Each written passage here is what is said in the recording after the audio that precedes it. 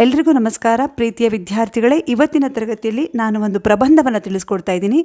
ಇದು ಕನ್ನಡ ರಾಜ್ಯೋತ್ಸವದ ನಿಮಿತ್ತ ಪ್ರಬಂಧ. ನಮ್ಮ ಕರ್ನಾಟಕ ಭಾರತದ ನೈಋತ್ಯ ಭಾಗದಲ್ಲಿರುವ ಒಂದು ರಾಜ್ಯ.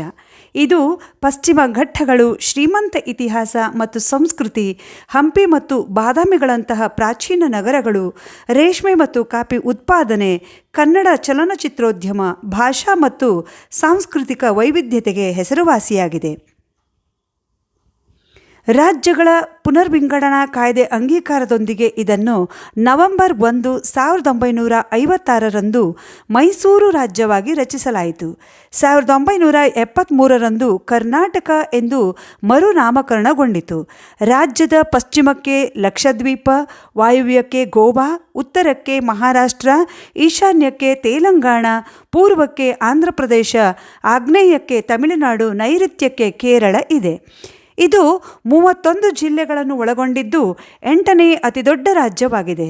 ರಾಜ್ಯದ ರಾಜಧಾನಿ ಬೆಂಗಳೂರು ಕರ್ನಾಟಕದ ಅತಿದೊಡ್ಡ ನಗರವಾಗಿದೆ.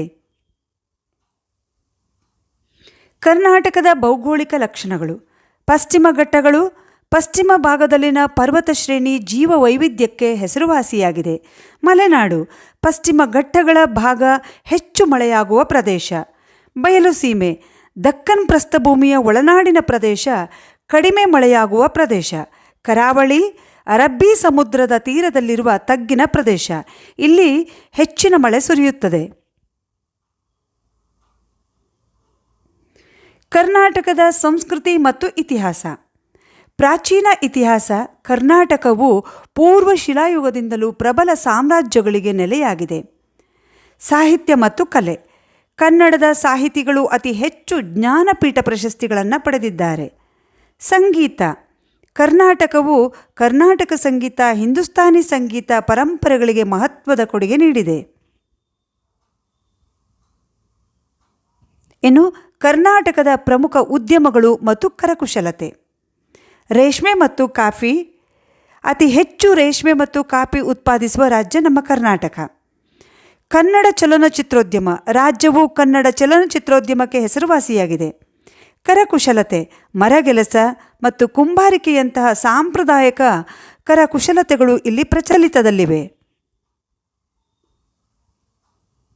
ಕರ್ನಾಟಕದ ಪ್ರಮುಖ ಸ್ಥಳಗಳು: ಹಂಪಿ, ಬಾದಾಮಿ, ವಿಜಾಪುರದ ಗೋಲ್ಗುಂಬಜ್, ಕೆಳದಿ, ಇಕ್ಕೇರಿ, ಐಹೊಳೆ, ಪಟ್ಟದಕಲ್ಲು ಹೀಗೆ ಹಲವಾರು ಐತಿಹಾಸಿಕ ಪ್ರಾಮುಖ್ಯತೆ ಹೊಂದಿರುವ ಪ್ರಾಚೀನ ನಗರಗಳು ಕರ್ನಾಟಕದಲ್ಲಿ ಇವೆ.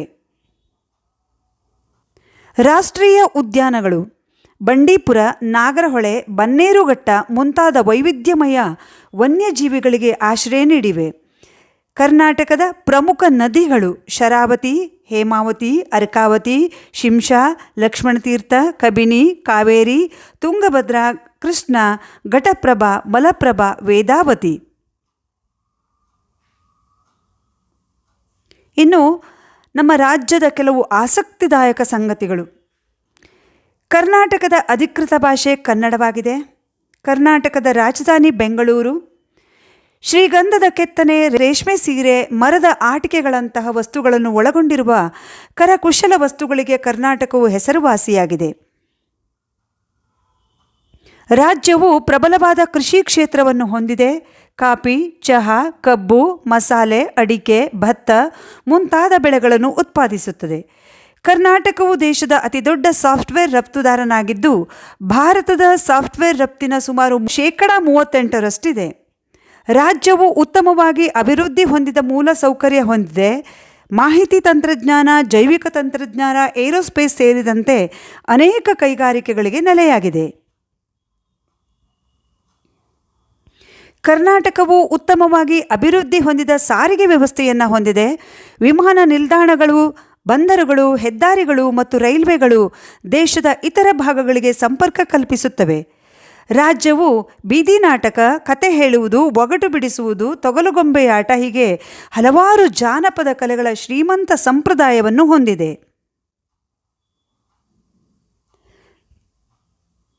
ರಾಜ್ಯವು Kuvempu, Govinda Pai, S L. Bhyrappa, Da Ra Bendre, Shivarudrappa, Masti Venkatesh Iyengar Karanth, B M. Shri, D V. Gundappa, Nisar Ahmed, Chandrashekhar Kambar, ಹಿಂದಿನ ಕವಿಗಳಾದ ಪಂಪ, ರನ್ನ, ಶ್ರೀ ವಿಜಯ ಮುಂತಾದ ಪ್ರಮುಖ ಕವಿಗಳು, ಲೇಖಕರನ್ನು ನಮ್ಮ ಕರ್ನಾಟಕ ರಾಜ್ಯ ಹೊಂದಿದೆ.